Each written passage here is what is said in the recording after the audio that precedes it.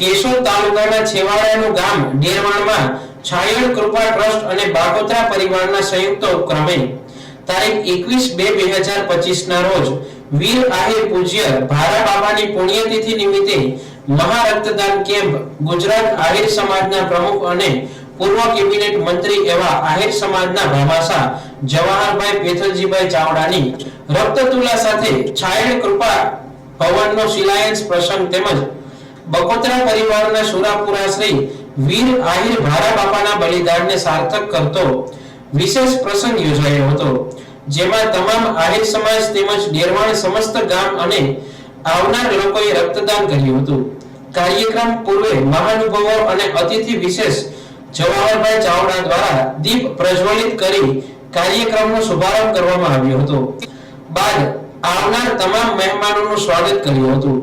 બાદમાં જવાહરભાઈ ચાવડા દ્વારા સમાજ અનુલક્ષી વક્તવ્ય આપ્યું હતું.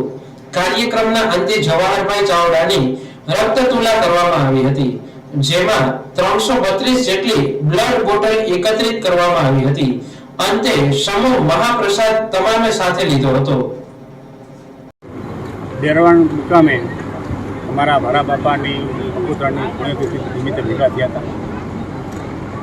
ભારા બાપા એટલે અમારા સમાજના એક તાકાતવાળા ભાઈ, તાકાતવાળા બાપા, જેને પોતાનું જીવન